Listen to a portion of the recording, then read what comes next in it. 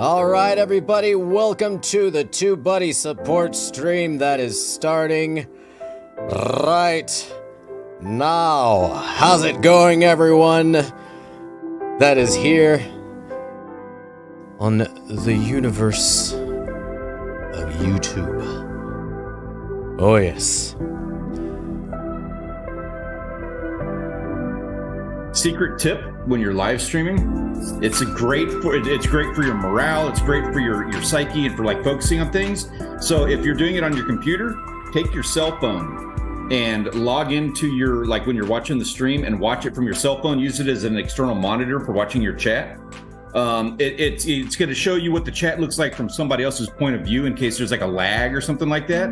But it also gives you that one person that's watching. So if you got 0 people, not that many people are watching, anything like that, you can have that one person that's watching, so that you can always feel like, you know what, I'm talking to somebody. That's good advice. I've been doing this since day one. Well done. Hello, Will Fox. You are first, so I will say hi to you first. Hotel Rooms Insider. The Boys Club. That Goth Farmer! Hello! Hey! How you doing, Goth Farmer? Thank you for the Discord shout out. Yes, please, if you're not already part of our Discord community, we would love to have you. Big time. The more the merrier. Definitely. Links should be in the description below. If you don't know how to find us, that should be an easy ticket in. Hi, P and Jenny. I am hype! Hype! Begin the hype train! Oh wait, this is not Twitch.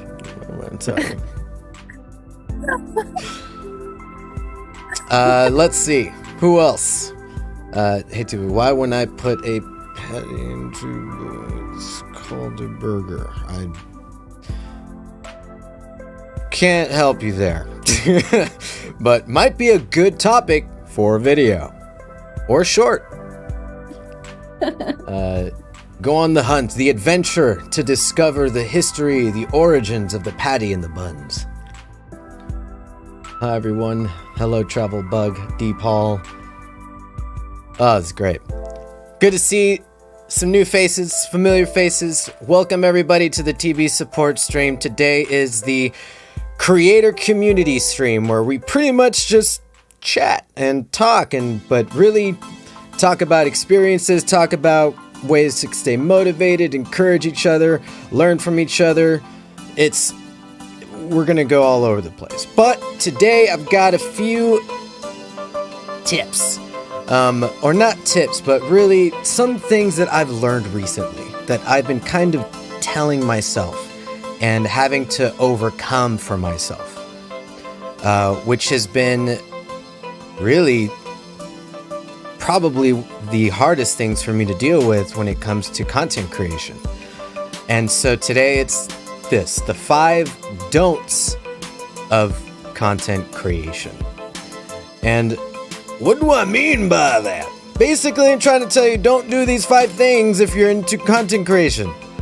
If you're trying to get started in content creation, or you've been in content creation for so long that you've forgotten some things that you probably shouldn't do anymore, or that you are doing and you need to stop doing, this is for you. So let's just jump right into the first don't, which is don't be afraid of failure. Holy moly. One of the biggest things with me that I've experienced when it comes to content creation is being afraid of failure, being afraid of not being able to do it, not being able to succeed, or not being able to make the best video out there, or make the best content, or have the best TubeBuddy song with the right timing and you know what I mean. And being okay with that. Because then you start to learn so much from it. And it's part of growth. I think failure can sometimes stop us from really just doing it. and getting better. I think Jake from Adventure Time once said that getting good at something starts with sucking at something or something like that. Like you got to suck at something first before you get good at it. But like, what are your thoughts about that? I'll just jump right over to you, Stanley, like, or whoever wants to jump in. I love a good quote. And yeah, I mean, it's hard to top Adventure Time. You know, Jake's loaded. But I'm going to throw Thomas Edison out there and say, I never failed once. I only found 10,000 ways it didn't work. Everything's an experiment. Go and enjoy your time doing it. People get so caught up in numbers and vanity metrics, and they, you know, it's all about subscribers and algorithms and likes, and that's not it. That's not the reason that you got into this. If it is, then you're doing it for the wrong reason. Maybe reconsider your journey and the direction it's going. You're an artist. In some form or fashion, you are doing a form of art. Enjoy it. Enjoy your time doing it. Enjoy that passion that you have for it. And yeah, and that's inherently going to be not a failure. If you enjoy what you are doing, if you are making art in general, that's it, man. You don't need to worry about like failing. Yeah, I mean, I don't have go ahead. Go ahead, please, River. Go ahead. I was just going to say that I don't have a fun, cool quote, but I do think, and I feel... You didn't get the note on that one? We're all supposed to come with a quote. The memo! I sent an email. Yeah, we had 3 meetings about this. I'm just kidding. But I just, for some reason, it's easy to forget, and I am including myself in this, but it's very easy to forget that no one begins learning something, becoming a prodigy, like just is a prodigy at it out of the gate. Even prodigies like start somewhere, like we all start from, ground zero. And I think that, just adding to what I, of course, believe everything you both have said, but I think also it's just a reminder to yourself, myself, that, you're not gonna learn until you just put yourself out there and try and see what doesn't work and keep trying. That's the only way that you're gonna get better.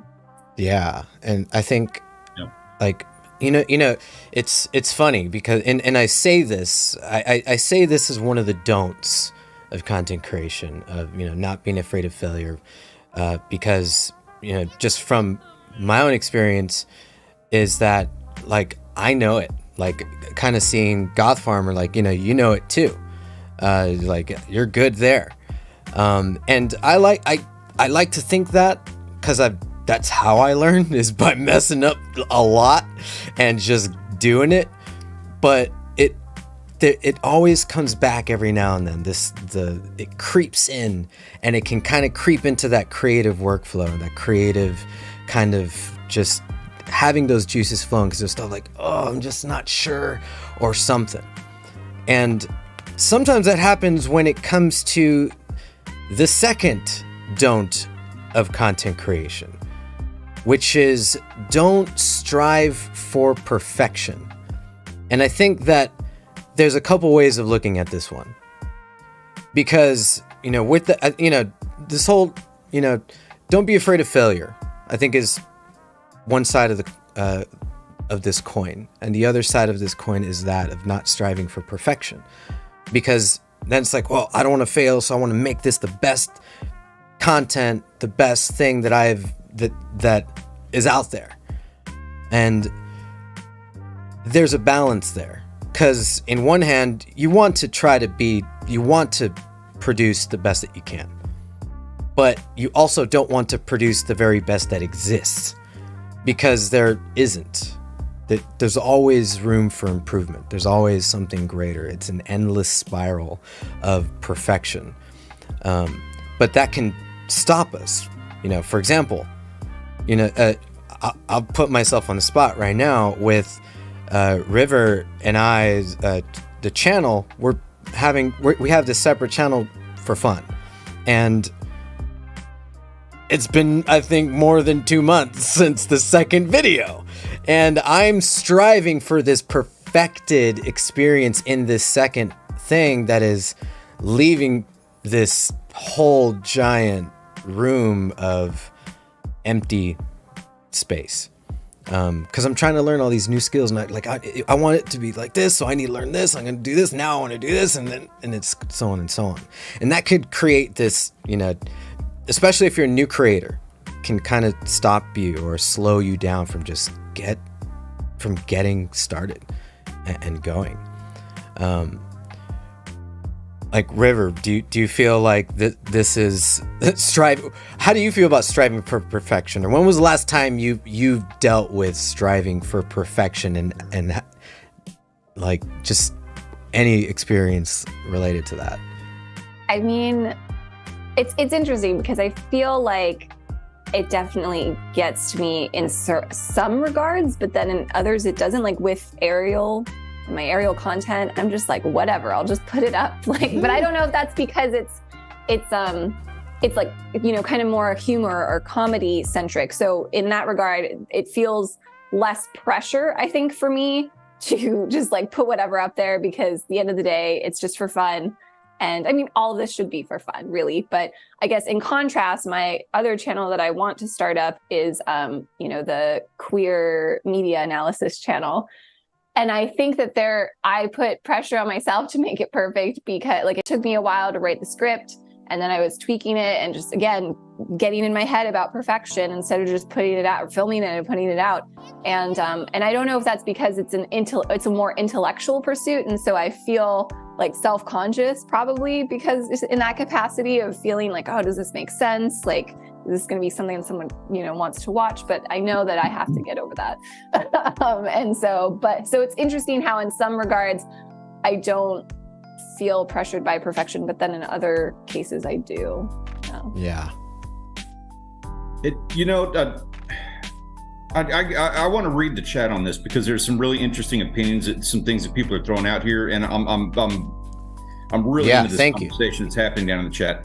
Let me see. First off, it was Goth Farmer says, I fail every day. I taught myself basic Premiere a couple months ago after my editor dipped. It was a rough experience.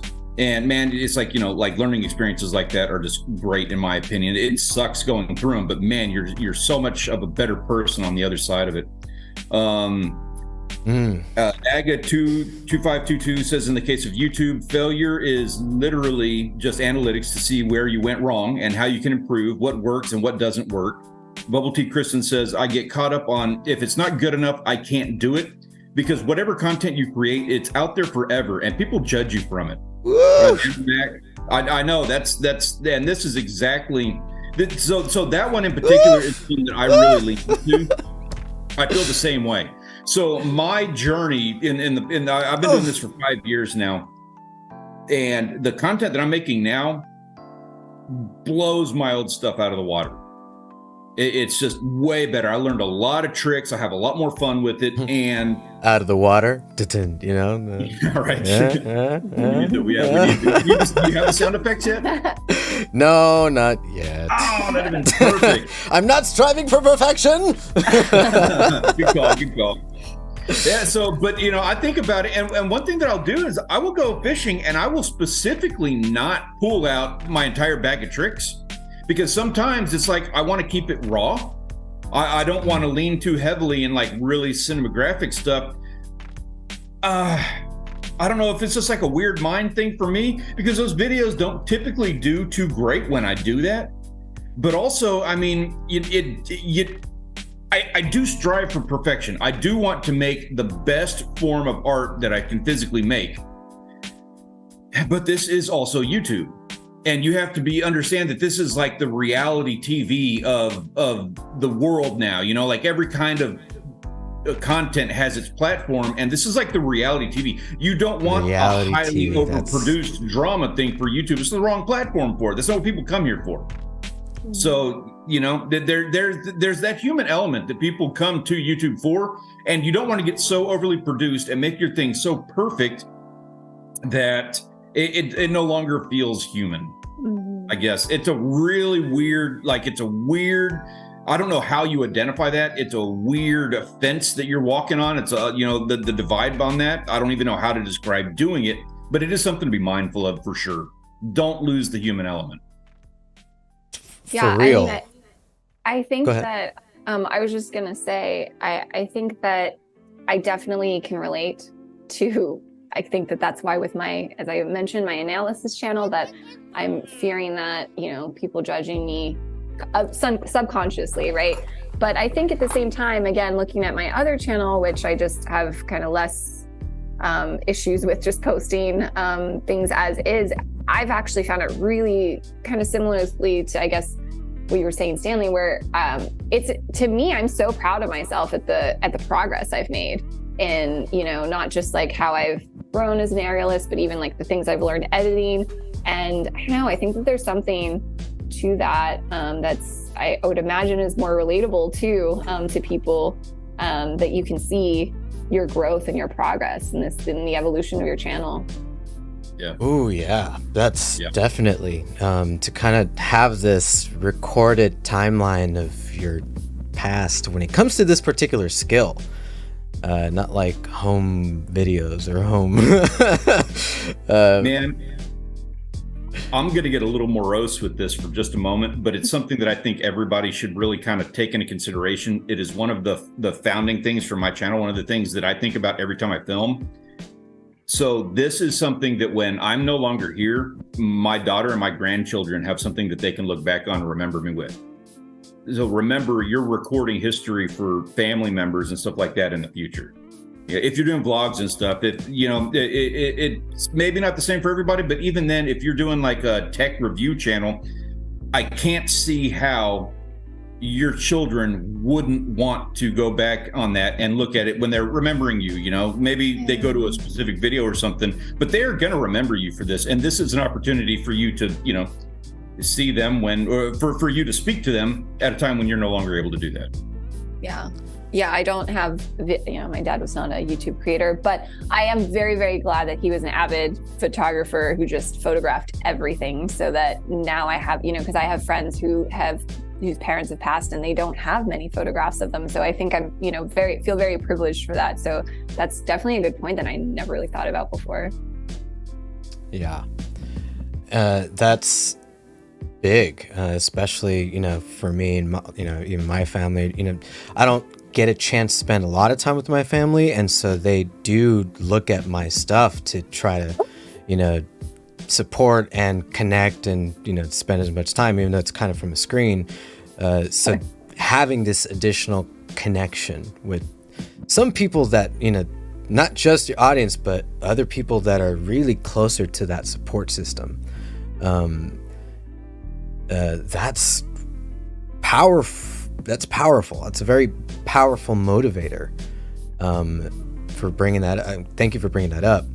I think a lot of us probably take some of that, kind of remembering, like when you're sitting down making content, thinking of your audience, but not to forget everybody that is going to interact with this video. Could really light quite the spark, quite the fire, in case anyone's in a creative rut, dealing with creator's block, creative paralysis, Benny. And there's one of the things that one thing I read on chat, I think Bubble Tea, you said this: I get caught up, if it's not good enough, I can't do it, because whatever content you create, it's out there forever and people judge you for it. Yeah, so this is a great segue to my third don't of content creation. Don't judge yourself too harshly. Oy. I think that, these don'ts are really just coming from, as I mentioned, experiences I've been having lately, but I don't think that these are experiences that only me. I think these are across the board. Everyone kind of deals with this at some point or another. And sometimes part of that, even striving for perfection or not, being afraid of failure. But let's, you get that video out, or you're about to, you finally recorded, you finally wrote, you finally published, and then maybe you start thinking, I might need to re-record this, like Denomac. I know, I've done it already so many times, but not to judge yourself too harshly. I think there's a balance of like, learn from yourself, aspects of like, all right, what can I do here? Am I flapping my hands too much? Am I looking too much at the screen? I don't think anybody flaps their hands too much. You can never have enough flapping hands. I don't know. This is a wild thing. But, being able to kind of see yourself or hear yourself, depending on what it is that you're doing, there's so much to learn from that. And how to improve. And always good to remember, don't judge yourself too harshly. I think every video on TB support, I've been judging myself too. I'm like, oh my, this and that and this and that. And it's fatiguing. I think that can lead to creators fatigue. I'm coining so many terms today, but I'm sure it's already coined, but it's rough. So anyways, don't judge yourself too harshly. What do you think, Stanley? Is that am I totally out of line? Or maybe if you relate to that, when was the last time you judged yourself too harshly? When was it like, I just Yeah, every time I do anything, like I am really, really critical of myself. I operate with a chip on my shoulder. I'll be completely honest about that. I'm mad about things that have happened in the past, and I let myself be mad as a means of driving. That keeps me going. Having that little bit of fire in you. Yeah. So I do, like, I judge myself pretty hard, where I'm like, that is nowhere near the what I would expect of myself. Like, I judge myself so much harder than what other people do. But at the same time, and you're absolutely, like, I think there should be some judgment. You need to be realistic. You don't want to overly do it. And you do, if you're going to be doing this like a lot, you want to do this for a living maybe, or at the very least you want this as a decent and recognizable revenue stream, then it's a business of some kind that you're running, and you need to be the boss that you never had or that you would want to have. So while I'm real critical of myself, like I get really critical of myself at times, and I'm operating with that chip, and I'm mad about things when I'm, really pushing myself. I also like as soon as we're done this afternoon, I am shutting the laptop and I'm going to go make dinner, and I will have YouTube stuff in my, I can't say that I won't have YouTube stuff in the back of my mind. At times I'll be thinking about it, having ideas and whatnot, but I will absolutely step away. I completely stepped away from social media. I don't want to have any of that on my back. I'm already hard enough on myself. I don't need to be worried about likes and numbers on social media and stuff. That's just not working. Focus on YouTube.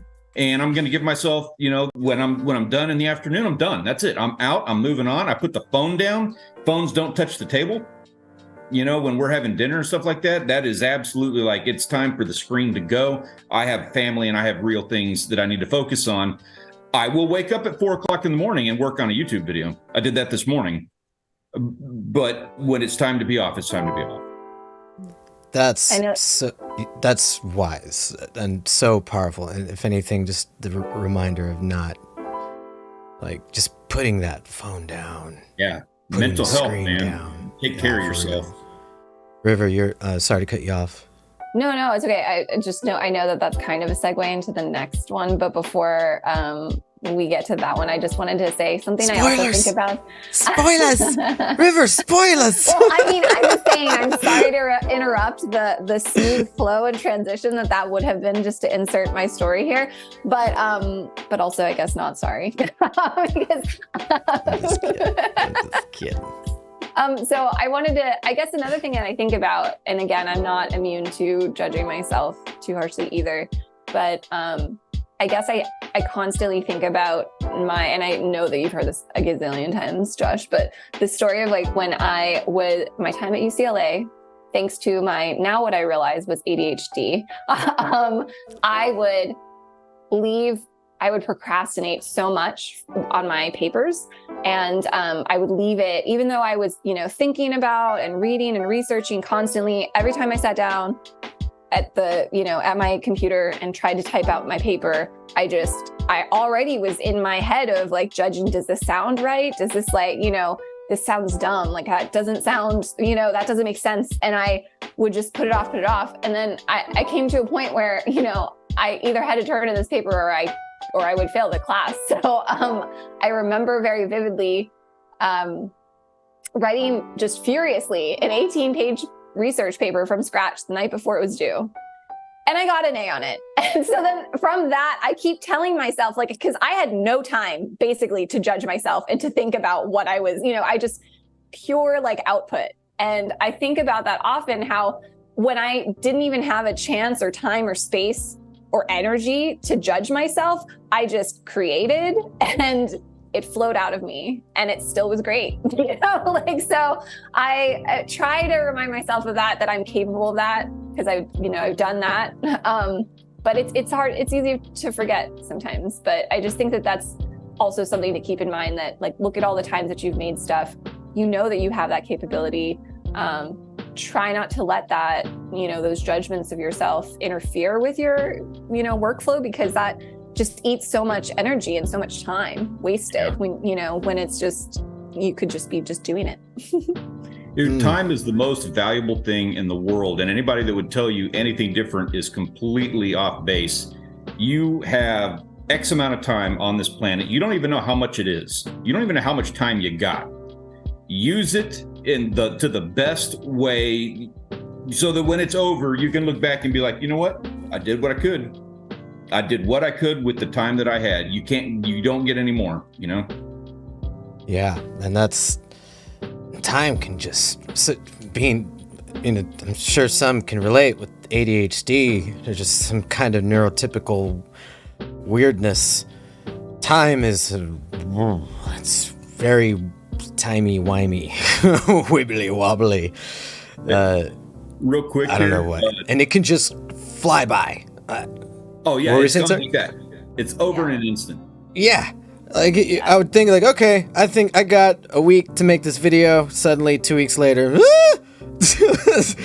or 2 months later now, and so it's just. Dude, I had a daughter yesterday, and she's 12 now. Like, it literally, like, that's just gone. Time is just over. Your daughter, she's 12. I had a daughter yesterday. She's 12 now. Yeah, for Time sure. disappears. Goth Farmer says a trick that she uses is putting childhood photos of herself above her computer. Says, when I'm talking harshly about myself, I think of how that would make her feel. I'm here to be who she needed. It's her safe space. Oh my gosh. I love that so much. Thank you for sharing that. Wow. That's powerful. I'm like seriously. Cool. That's really sweet. Yeah. I'm gonna take that idea. That's awesome. That is a do. The do's of content creation. That is a must. The musts. There's a better word for this, but you know what I'm trying to say. Dan Max says, I struggle with just starting, but the flow of creativity inevitably flows when you just let yourself start, and then you get more done in a day than I could ever imagine. Yeah, I mean, that's part of it too. That writer's block, that wall that goes up, is just like, once you get over it, you're right. I mean, just everything starts to flow. Yeah, and a little trick with that, kind of just thinking of just one single task that you can do that is the smallest, like, doable, few seconds or a minute. Just Just don't even look at the whole project, all the pieces. Just what is the one thing you can just easily do right now that'll take you seconds or a minute? And then suddenly, off you go. Off you go. Yeah, last minute procrastination. Oh. What a situation.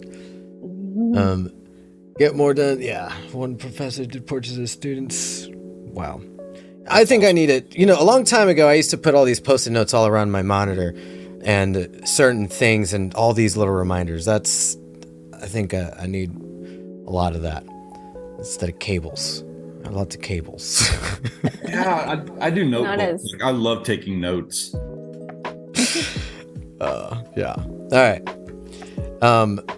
So kind of with that, and we're segueing a little bit into one of the other things.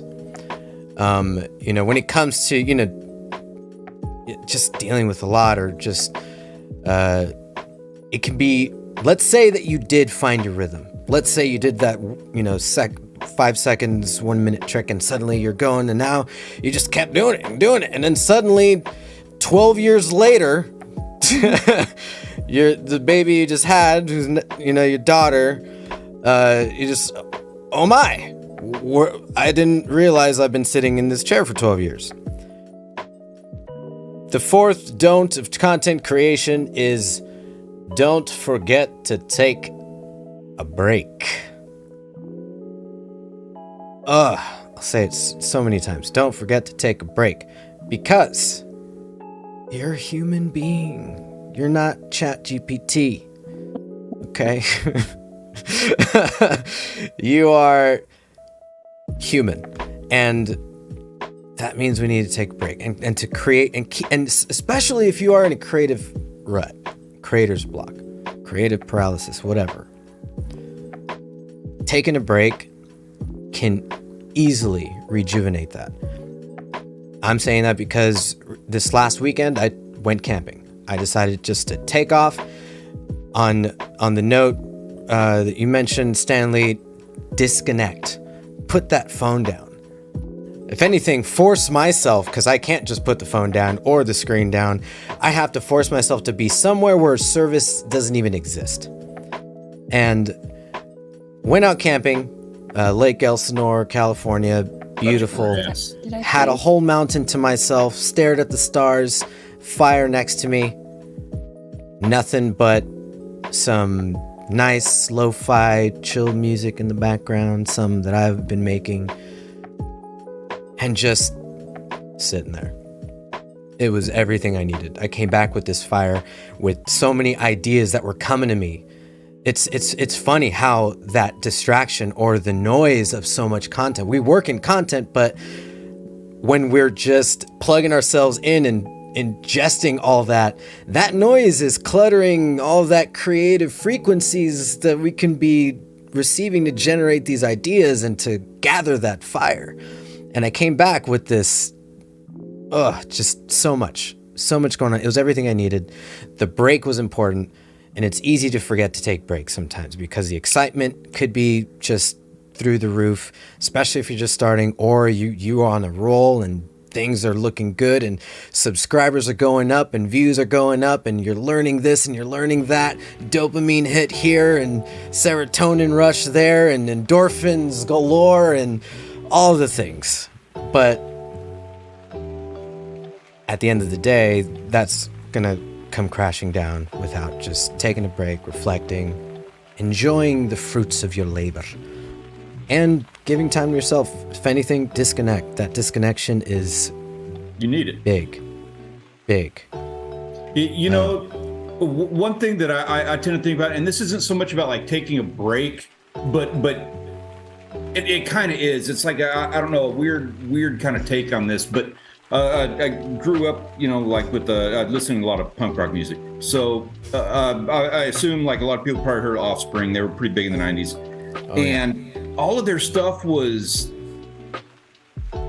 very strange analogy here, I understand, but all of their music was like, in my opinion, it was better when they were living on the streets in Los Angeles versus when they got bigger and they had nicer houses.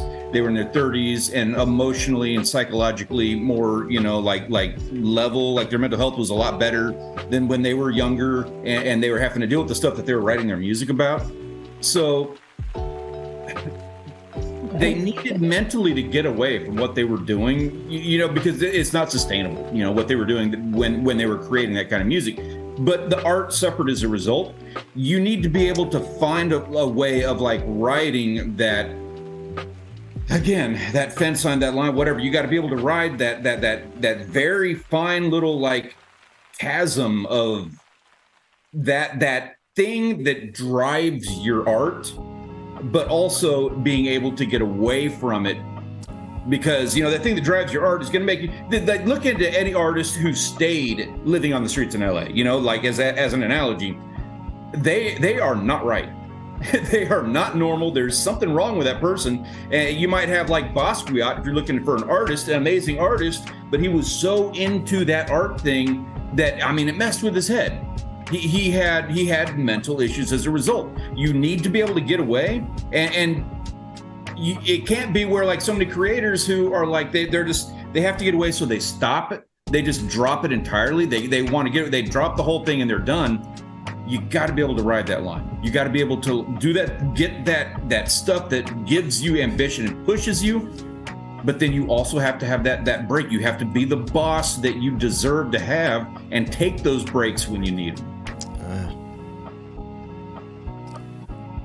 Real. Without being able to take those breaks, especially that fine line. I love that example that we are in this kind of this platform. This is what we do. And it also means we got to look at what else is going on out there. We got to see what kind of trends are going on out there. We got to see what competition might be doing, and more for the fact of how are you different. You got to know where you're at. You got to know what you're giving. And just to connect with your other fellow artists, creators, all that. And at the same time, but yeah, that, kind of, it's just that slippery slope. Being there, knowing, spending all that time, also consuming, you're part of the community and giving, contributing to the consumption of that, which, is another thing entirely, but also being able to just knowing when to step away, because also we do have to, knowing that there's a cadence, there's people come back expecting, and people can fizz out, especially after they just don't see anything. So knowing when to do that is definitely important, but despite it, it's just, remembering, whatever it takes for anybody to take a break, whether it's camping, whether it's just put the phone down during dinner, put the phone down during breakfast, lunch, and dinner, or whatever that means. I think that is pretty important. River, did you have any thoughts about that one? When it comes to just taking a break? When it comes to having a lot of things going on. Or Ariel, taking a break from Ariel. How do you feel about that? I don't think I've seen you take a break from Ariel. Well, I do. Tuesdays are my days that I don't do Ariel. Okay. So I do give myself a rest day.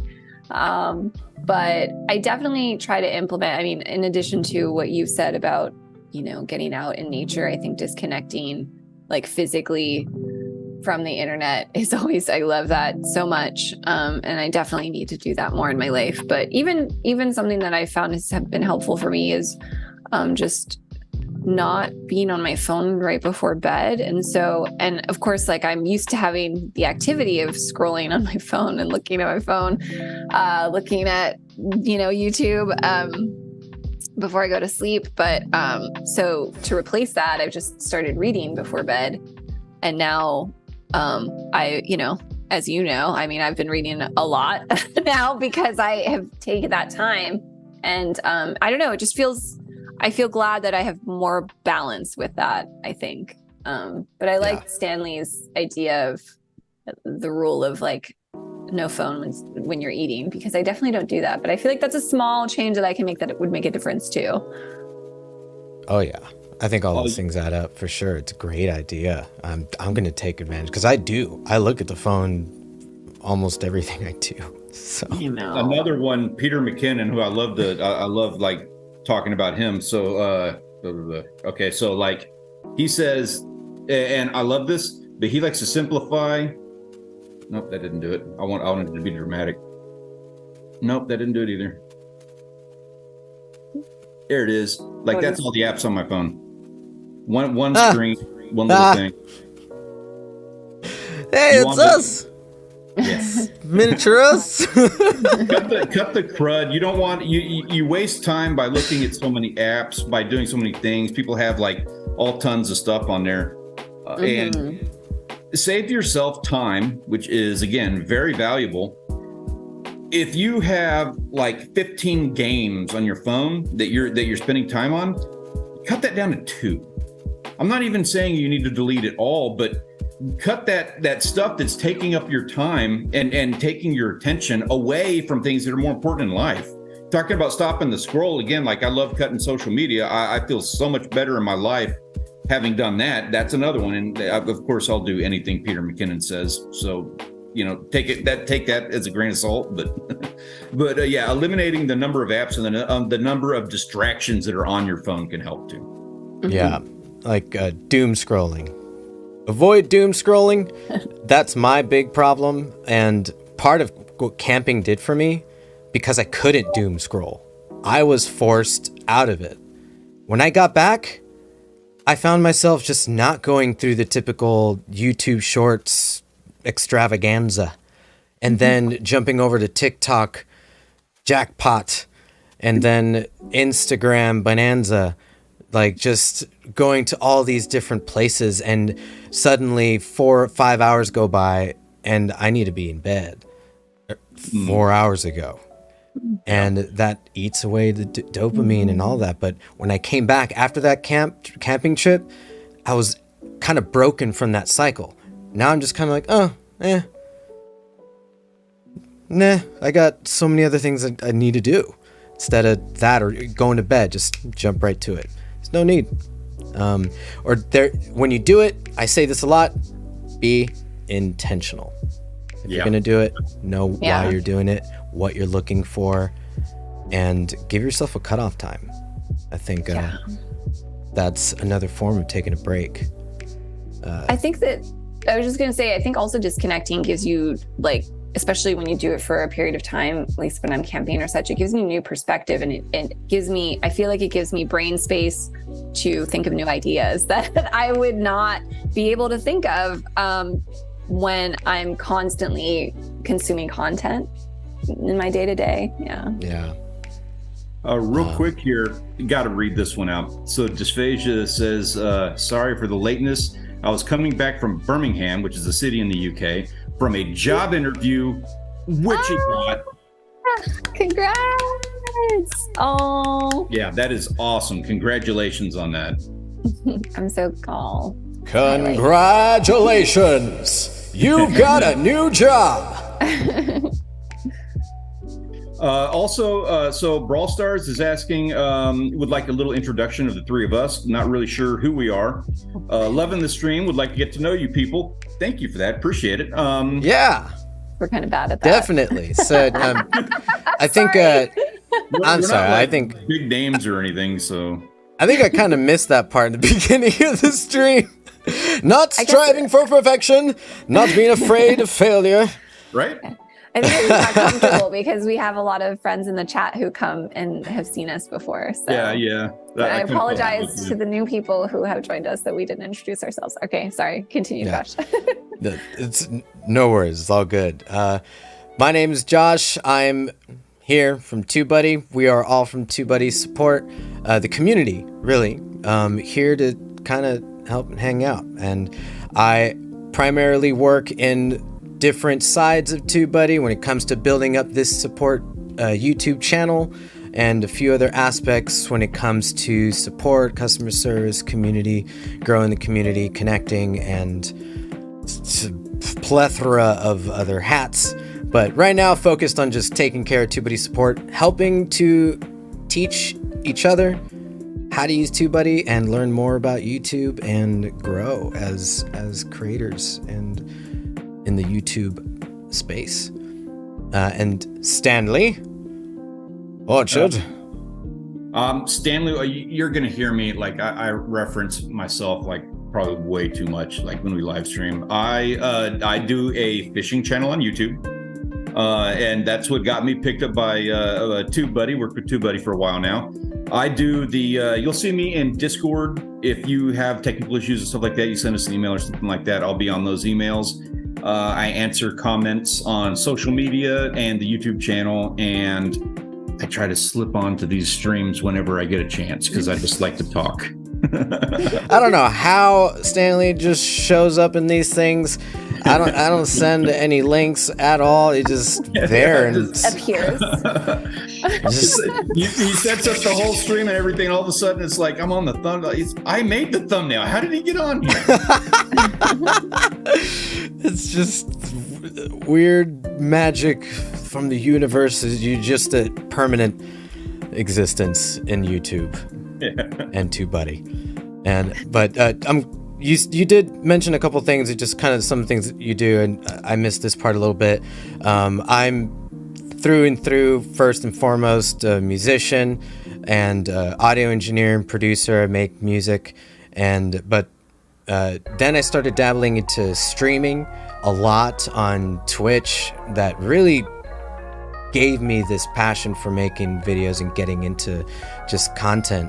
And I was doing a lot of voiceovers while I played as characters and just having a good time. And then have recently been exploring YouTube in all sorts of different places and helping other different channels for different types of content, from music publishing to AI generated art and a few other things.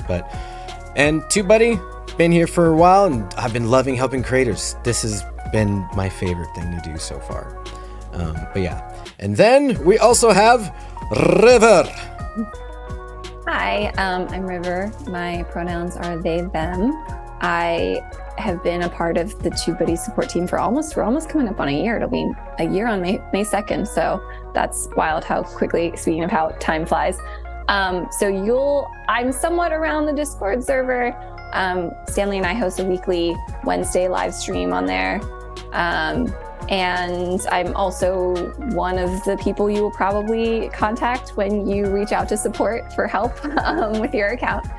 And personally, I've been an artist, creator in many different capacities. I guess primarily photography, as both a photographer and a model. And then also I've been more seriously pursuing aerial arts. So I practice silks and trapeze and hoop and all that. And I do have a YouTube channel that I started documenting that journey. So, and yeah, I'm just, always happy to learn and also help others in any way that I can on TubeBuddy. And yeah, I think that sums me up. I have two cats, one of whom you saw.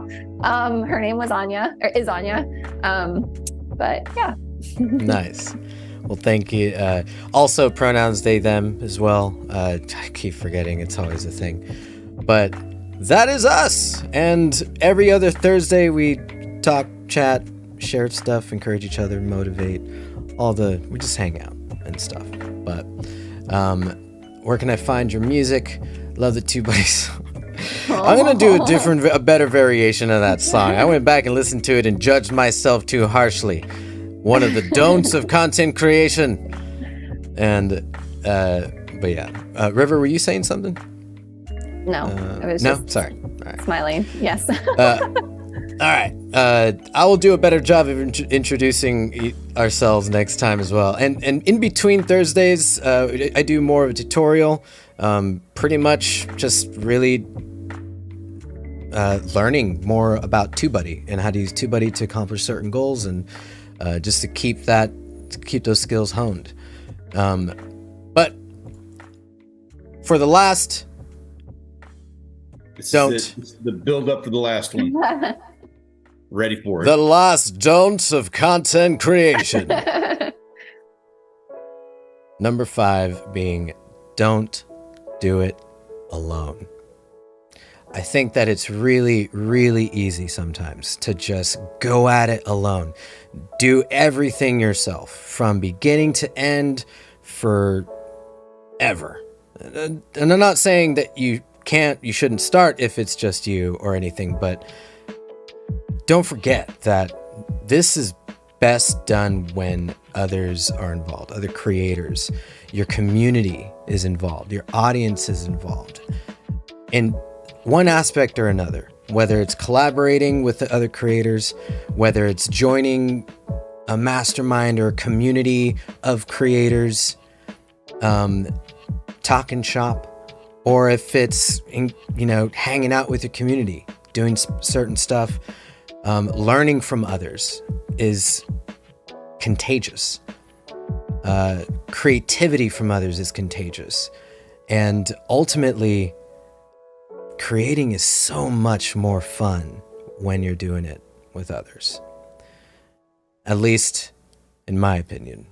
And, you see a lot of the greatest streamers and content creators, they know each other.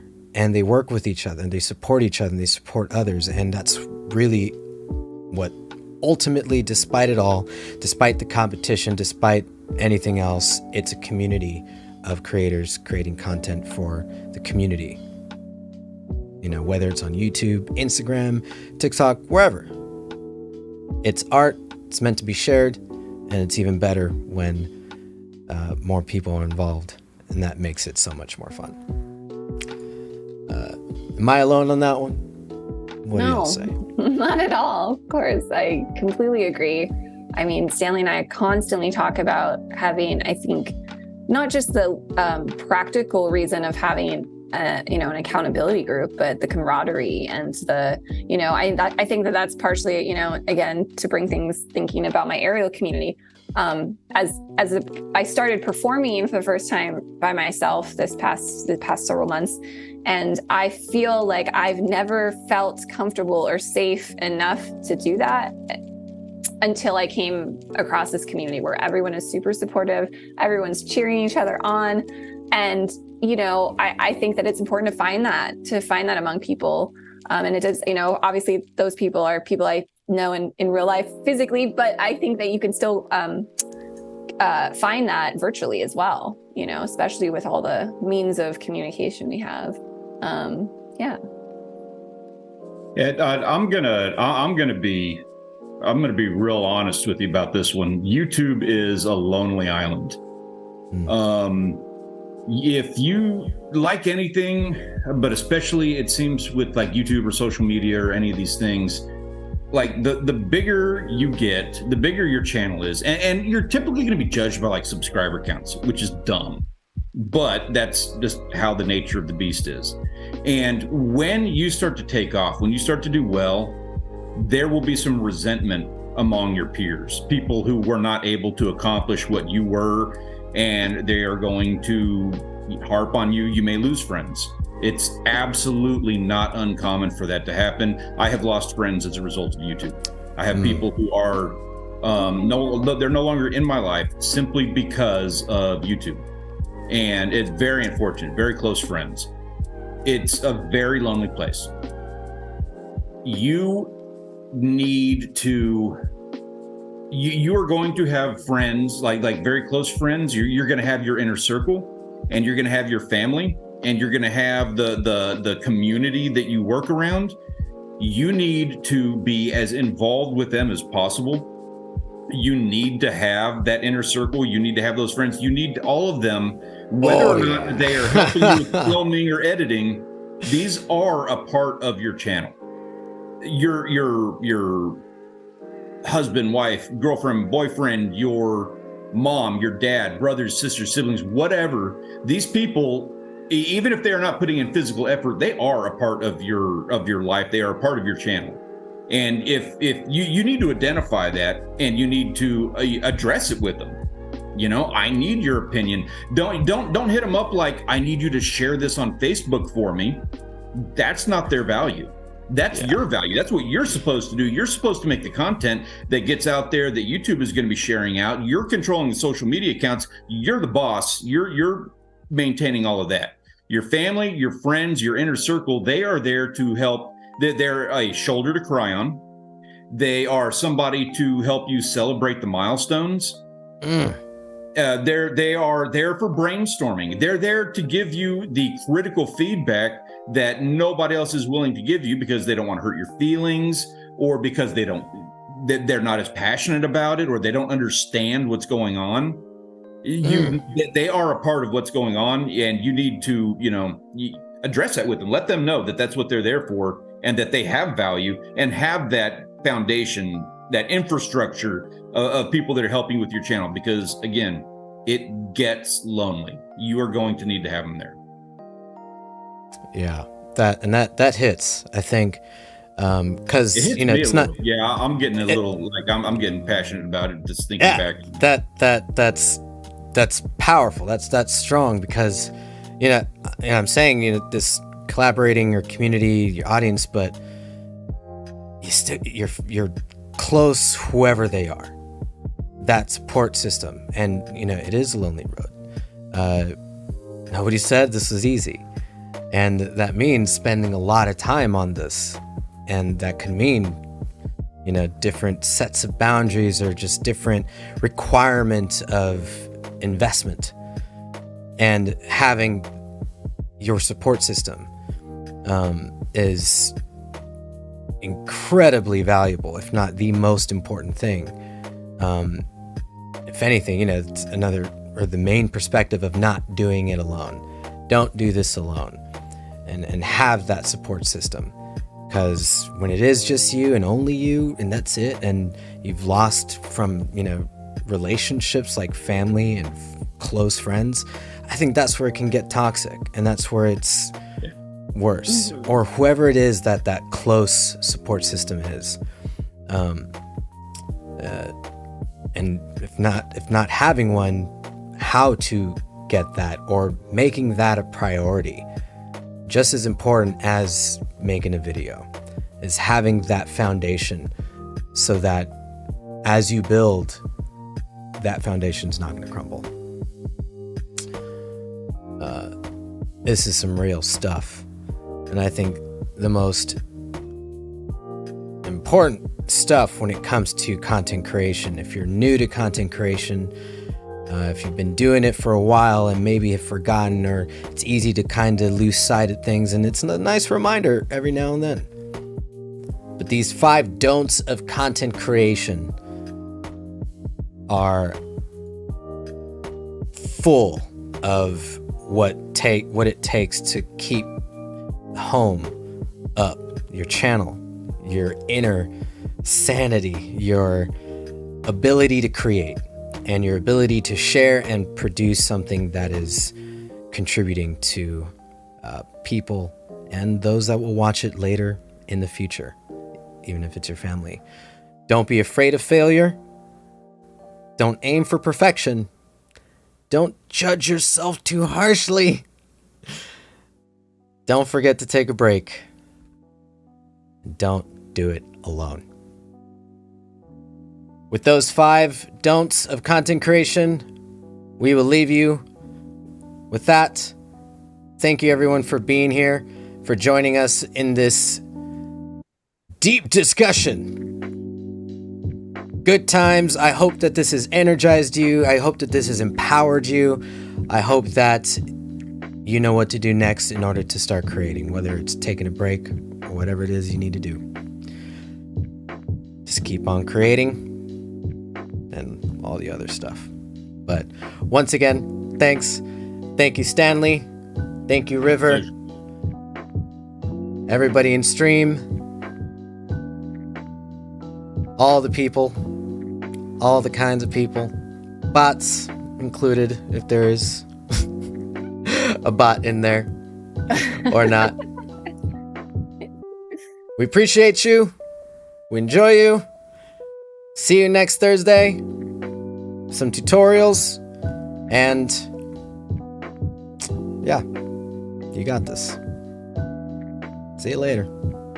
Hey, Have a everyone. great one, guys.